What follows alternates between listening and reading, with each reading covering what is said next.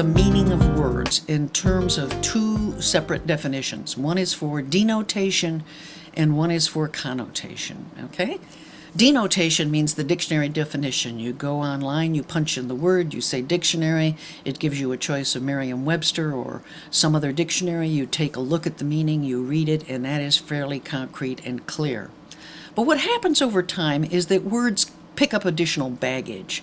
Many words do, and they pick up a meaning that isn't necessarily found in the dictionary or in some sort of encyclopedia, but it's a kind of additional meaning, a heavy baggage that gets carried along. I was thinking the other day about the words Tea Party.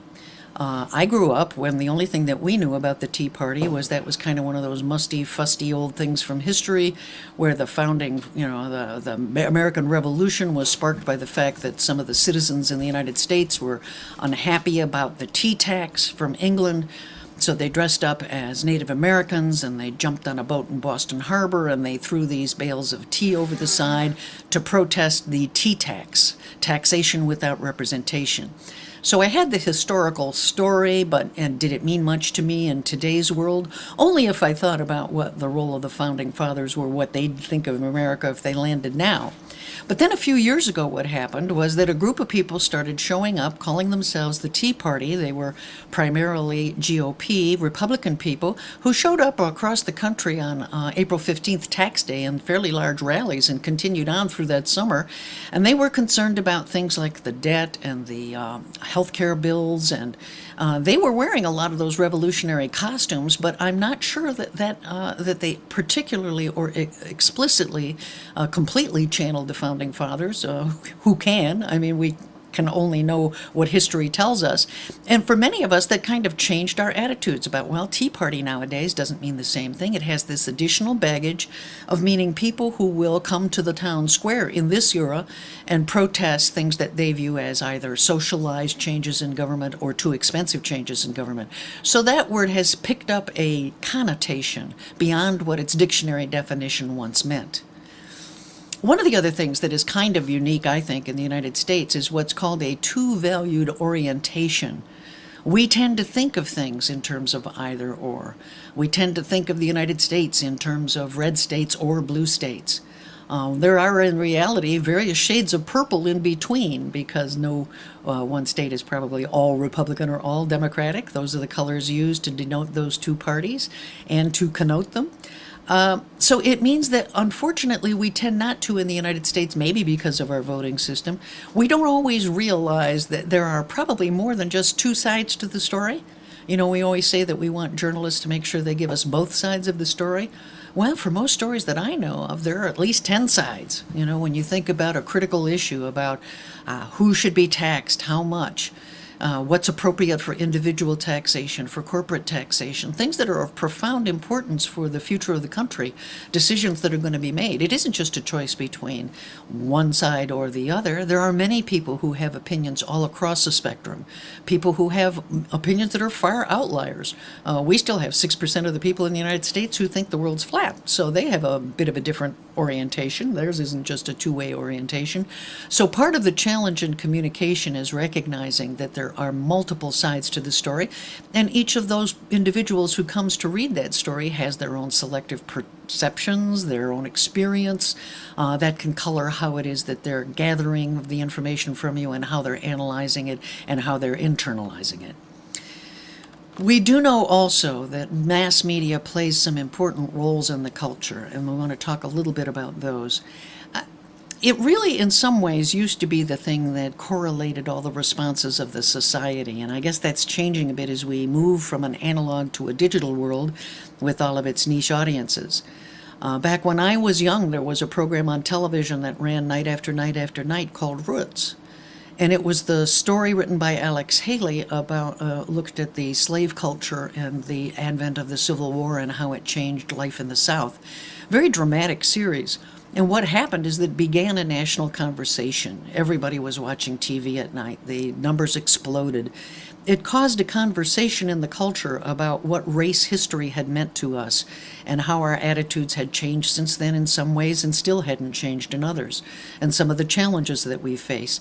And it brought everybody together around what we were calling at that time television as the electronic hearth, where people gathered in order to hear the stories about the culture. And it brought us together so that we were asked to address certain issues in a sort of collective way across the society. That's much more difficult to do in a fragmented online world where people self-select.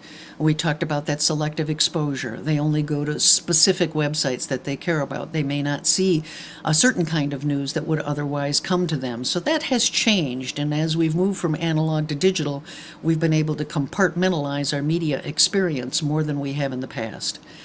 That has implications for transmitting what's called the social heritage. We have a culture here in the United States that is unique. We are a melting pot. We are a diverse society. We have people from all walks of life, all races, ethnicities, religions, backgrounds. Some people are military. Some people don't like the military. All sorts of different ideas. And one of the things that media did in the past was sort of transmit our collective social heritage, what we are as one unified people. And there are concerns, and one of the things we talked about in our first lecture was the idea of media literacy. We need to engage our critical faculties in thinking how the changing media landscape may be making it more difficult for us to have that kind of cohesion, to see ourselves as one people, and that what implications does that have for us in going forward. In that marketplace of ideas, how do we make up our minds about what we believe in? That's what media does. It is a marketplace of ideas. It says, here are a whole bunch of ideas, and it's your job to make up your mind about them. Which do you value more? Do you want to see taxes cut, or do you want to see more health care for people? Those are some of the choices. Do you want to see more domestic exploration or more green energy? But see, that two-valued bypassing suggests that those are the only either-ors. In reality, these are often complex issues that require a complex analysis. And part of the challenge with the digital media is that our short attention span as we click from one site to another may make it more difficult for us to realize the complexity of some of the issues that we're dealing with. Another challenge in this changing media landscape is media consolidation. We see companies gobbling each other up. We see today that Google bought Skype. We see that NBC is buying Comcast. We see media being concentrated in fewer and fewer hands, major corporations owning most of the media. What implications does that have for us as media consumers? Is it a good thing that a corporation buys a company and then can infuse it with more resources and maybe improve the product by integrating it with some technology that they already have? Or are we shutting off additional voices? Are we stifling creativity? Are we limiting ourselves to only certain messages that the corporations want us to hear because it is in their best interest to do so? That's part of the challenge that we're going to face as citizens, being discerning media consumers in the future, is to try to figure out where is that message coming from. We often say in the old days, although it never did appear in Woodward and Bernstein, the Watergate duo, reporting duo, always said follow the money, only they never actually said that. It appeared in the movie. But if you follow the money, who owns the media outlet in your community? How many outlets do they own? Does that mean that there's only one sort of point of view? One of the things we've seen with the explosion of digital media and the low cost of entry into the field is that I can start a site like Lansing Online News, and it costs me less than $100 a year to have that website. And it's a way for people in the community who may have a different point of view or a different perspective to offer their slant on things. So it can expand the range of voices at the same time we see that the consolidation of media tends to narrow them. The challenge becomes, how do we attract an audience? Do the major corporations attract an audience? And it's harder and harder for the individual blogger to do so. One of the things we'll talk about this semester is net neutrality. That's a new issue that has emerged related to the idea that should all of the packets of information being transmitted along your broadband line or your telephone line, should they be given equal priority regardless of whether it comes from NBC or whether it comes from Lansing Online News? The government is struggling with how it is they're going to regulate some of these things in the future. We're talking also about the fact that there is what we call the digital divide. Half of the world, nearly 3 billion people, live on less than $2 a day.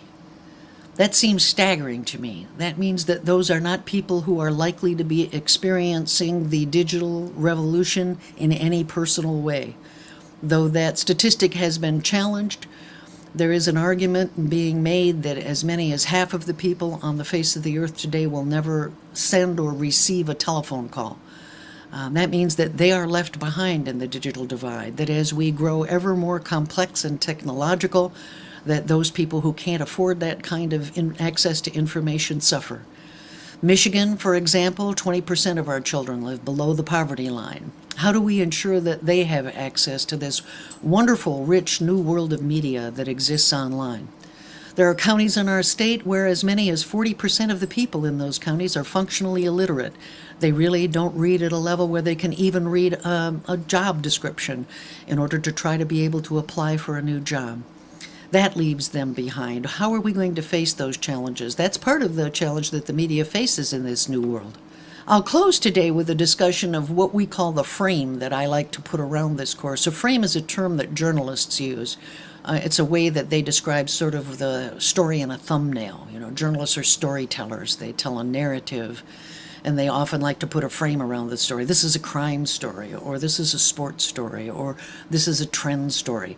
And that, in the wrong hands, can kind of be a formula that means that it's all too predictable, but it also means that it gives us a sort of circumference, a sort of boundaries as to what that story is going to contain. In terms of looking at mass media and what that means to us during this class, I really want to look at the forces that are at work on us, the frame for this story. It says technological innovation leads to increasing democratization of information as influenced by the role of government regulation and the role of the market. Now let's break that down a little bit because that's an awful lot to chew on. First thing is technological innovation. We've seen the history of mass media is really the history of technological innovation. You know, the first kind of mass media was somebody in Egypt with a stylus on a clay tablet, maybe marking some cuneiforms into a tablet and handing it to a crowd of people to be able to tally up the wheat that they had harvested that year. And that was an opportunity for them to have a technology that made it easier to capture and retain that information. And then we went from that to the Gutenberg Bible, you know, the Gutenberg printing press, printing the Bible. It wasn't the first printing press, but it was the first one that we know of, right? And that's a technological innovation. Then comes newspaper presses and, you know, the idea of radio and television and now the internet. And all of that, if we look at it, makes it easier for a broader audience of people to get the information. That's what we mean by democratization of the information. Back in Egypt, when the scribes were the ones putting those marks in the wet mud, it was only the elites who had access to those little tablets so that they could read what was on them. When we think about the monks spending so much time in the Dark Ages illuminating those fancy letters in the Bible with all those beautiful colors, those books were revered and they were kept in the churches where only certain people could see them because you didn't want them damaged, because once they were damaged they would disappear. They weren't that easily replicatable, and so they were very treasured, very rare, very expensive. But as we see over time, as technology has an impact, it reduces the price of things. First we had hardback books and they were very expensive and only the educated elite got to read them. But then by the time we got done, we had paperback books and dime novels and people could pick them up for a small amount of money, and more people in the culture got to be educated. They had an opportunity to exercise their literacy and read and learn. You know, knowledge is, books and media are ways of storing knowledge outside of the body, and it gave more people access to knowledge that they could otherwise never hope to get on their own and to maintain. But we also see that the role of government regulation and the role of the marketplace make a big difference in what happens to those media. The role of government regulation, for example. We think about the fact that there's still a special book rate when you go to the post office because we value the idea that people should be reading books, that it's important to be educated.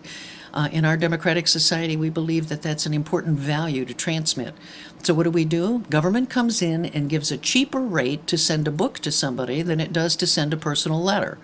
It says that a book that mediated mass communication rather than the interpersonal communication of a letter has an exceptional value. And even though it weighs a lot more, we want to make it easy and inexpensive for somebody to get that information to people. And so that's how government regulation can shape what happens with media. All of that internet policy that we're talking about, net neutrality, is going to dictate to us. Government will tell us what it is that we can see and how quickly. The role of the marketplace also plays a role. We are a capitalist society. We want media that competes for eyeballs. That has a positive side and a negative side. Admittedly, we see that the positive side is that the marketplace, if it makes a hit out of video, then all of a sudden the person who produced it, even nowadays on YouTube, there are people making a living just producing videos for YouTube. All too often, I think it's the funny dog video that I showed you in the first lecture, but the reality is that that's a way for them to make a living, and that's all good because the marketplace dictates what we see, what gets paid for, we see more of. The dark side, of course, is that if the market is the only determining factor, then sometimes we see this tendency for serious journalism to get obscured by the latest story about Britney Spears or Lindsay Lohan or the latest celebrity to run into some trouble. Charlie Sheen took up a lot of the oxygen the last few months with his escapades. And does that mean that people read less about tax policies in Michigan and the plans that Governor Snyder has for the state? Probably. Or maybe it means that they wouldn't have read them anyhow. That's part of the argument. So we will talk about some of those issues, if not in the video, since this still isn't interactive really. But we can talk about those in our chat sessions, and we also hope that you will add some of your ideas and opinions in on our weekly media discussion forum. We try to tease out some of these important issues. Keep in mind as well that I want you to use some of these concepts when you're writing in your final research paper. Think about these issues and internalize them and then give them back to me in that research paper. See you in the next video.